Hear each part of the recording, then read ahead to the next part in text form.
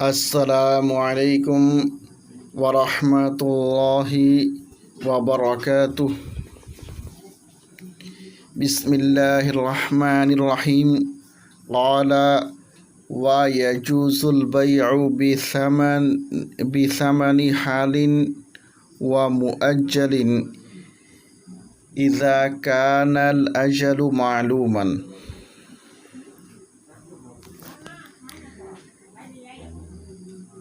حضرت امام قدری علیہ رحمہ فرماتے ہیں کہ نقد اور ادھار دونوں ثمن کے بدلے بے جائز ہے۔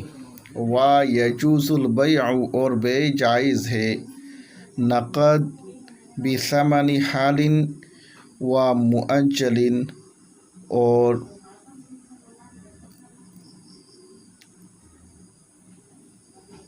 ادھار ثمن کے بدلے۔ اذا کان الاجل معلوما جبکہ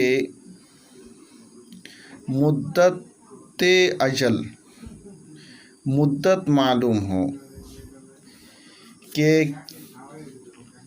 کس وقت دے گا، ثمن کس وقت دے گا یہ معلوم ہو۔ اے بھائی جائز ہے کیونکہ اللہ تعالیٰ کا فرمان وَأَحَلَّ اللَّهُ الْبَيْعَ مطلق ہے، دونوں صورتوں کو شامل ہے۔ جب مطلق ہے اور دونوں صورتوں کو شامل ہے تو یہ جائز ہوگا۔ لِإِطْلَاقِ قَوْلِهِ تَعَالَى باری تعالیٰ کے فرمان مطلق ہونے کی وجہ سے وَأَحَلَّ اللَّهُ الْبَيْعَ اور اللہ تعالیٰ نے بیع کو جائز حلال قرار دیا ہے۔ وعنہ علیہ السلام اور آپ صلی اللہ علیہ وسلم سے مروی ہے کہ انہ اشتری من یہودی طعاما الی اجل ورہنہ درعہ، کہ آپ نے ایک یہودی سے چند دنوں کے ادھار پر کچھ غلہ خریدا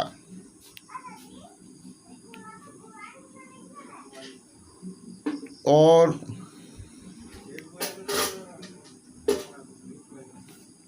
اپنی زرع ان کے پاس بطور رہن رکھ دیا، تو نبی اکرم صلی اللہ علیہ وسلم کے اس عمل سے بھی اس کا ثبوت ملتا ہے کہ بیع جس طرح سے نقد ثمن کے بدلے جائز ہے، اسی طرح ادھار ثمن کے بدلے بھی جائز ہے۔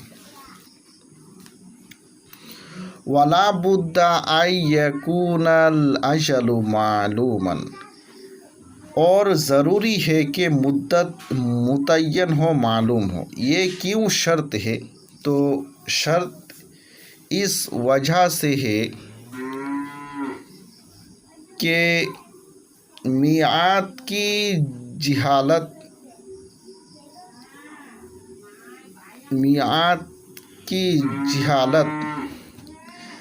ثمن کی ادائیگی سے مانع بنے گی۔ چنانچہ بیع جلد مدت میں ثمن کا مطالبہ کرے گا اور مشتری بولے گا کہ زیادہ مدت چاہیے، پھر نتیجتاً جھگڑا ہوگا اور یہ جھگڑا ہونے کی صورت میں یہ عقد نہیں ہو سکتا۔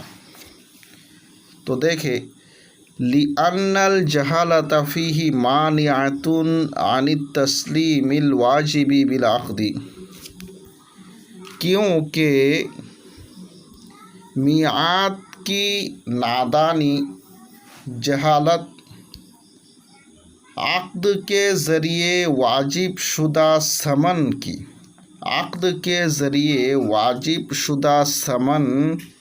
کی ادائیگی سے مانع ہوگی۔ مانعۃ عن التسلیم، عقد کے ذریعے واجب شدہ ادائیگی سے مانع ہوگی۔ فہذا یطالبہ بہ فی قریب المدت، چنانچہ بائع تو قریبی مدت میں ثمن کا مطالبہ کرے گا۔ وہذا یسلم فی بعیدہا، اور مشتری مدت مدیدہ میں ادا کرے گا، مدت بعیدہ میں ادا کرے گا۔ تو نتیجتاً مفضی الی النزاع ہوگا، جس کی وجہ سے مدت کا متعین ہونا ضروری ہے تاکہ مفضی الی النزاع نہ ہو۔ تو آج کے سبق میں یہ مسئلہ ہے کہ جس طریقے سے بیع نقد ثمن کے بدلے جائز ہے، اسی طریقے سے ادھار ثمن کے بدلے بھی جائز ہے۔ جائز ہونے کی دلیل ہے رب العالمین کا فرمان وَأَحَلَّ اللَّهُ الْبَيْعَ، کہ اللہ تبارک و تعالیٰ کا یہ فرمان مطلق ہے، دونوں صورتوں کو شامل ہے، لہٰذا جائز ہوگا۔ اور نبی اکرم صلی اللہ علیہ وسلم سے بھی ثابت ہے کہ